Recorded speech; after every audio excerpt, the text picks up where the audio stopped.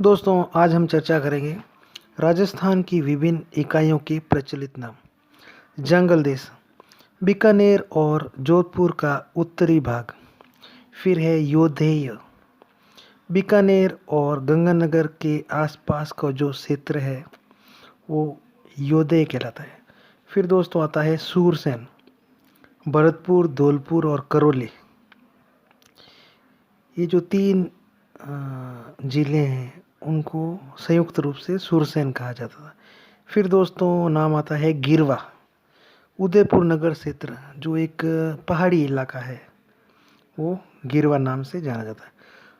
फिर आता है दोस्तों गोड़वाड़, दक्षिण पूर्वी बाड़मेर, जालोर और पश्चिमी जो सिरोही है उन्हें गोरवाड़ कहा जाता है। दोस्तों उसके बाद आता है अहि छत्रपुर। अहि छत्रपुर दोस्तों नागौर का प्राचीन नाम है।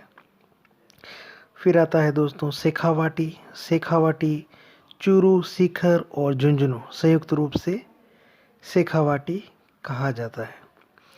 बोराट का पठारी क्षेत्र दोस्तों उदयपुर जिले की गोगुंदा और राजसमंद जिले की कुंभलगढ़ तहसील बोराट का पठारी क्षेत्र कहलाता है।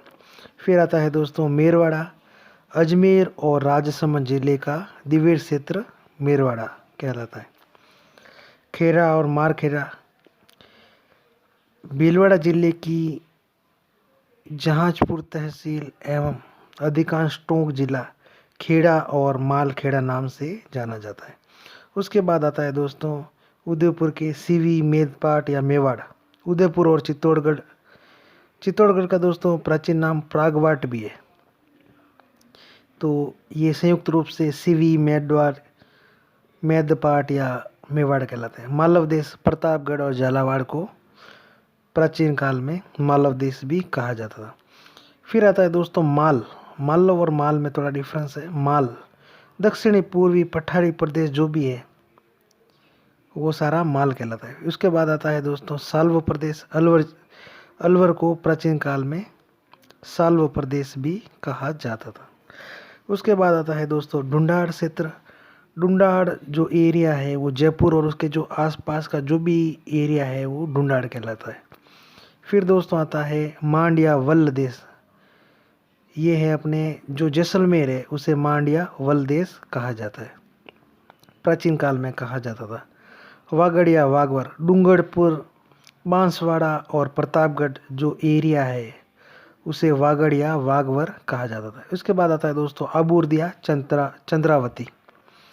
आबूर्दिया चंद्रावती जो है वो सिरोही और अबू के आसपास का जो भी एरिया है उसे आबूर्दिया चंद्रावती कहते थे। अब दोस्तों आता है मारवाड़। ये आप सबको मालूम है, जोधपुर जो राज्य था प्राचीन काल में वो मारवाड़ कहलाता था। उसके बाद आता है दोस्तों मेवल। डूंगरपुर और बांसवाड़ा के बीच में जो भाग आता है, डूंगरपुर और बांसवाड़ा के बीच में, वो मेवल कहलाता है। उसके बाद दोस्तों मेवात। मेवात अलवर का प्राचीन नाम है। हड़ौती।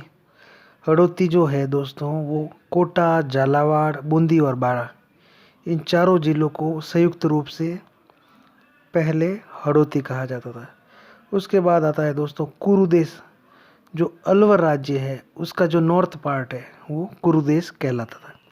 उसके बाद आता है दोस्तों बांगड़।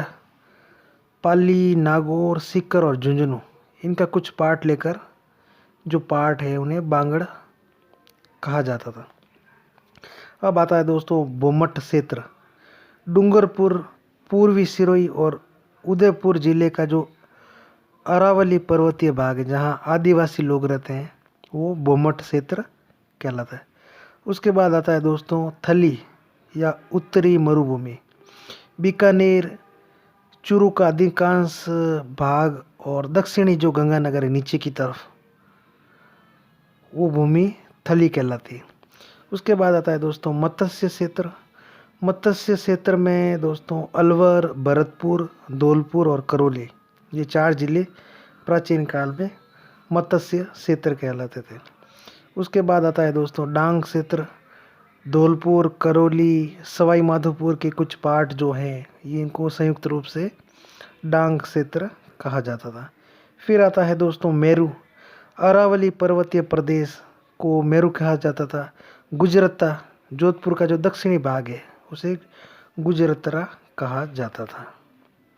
तो उम्मीद है दोस्तों आप सभी को मेरा ये लेसन पसंद आया होगा। धन्यवाद दोस्तों।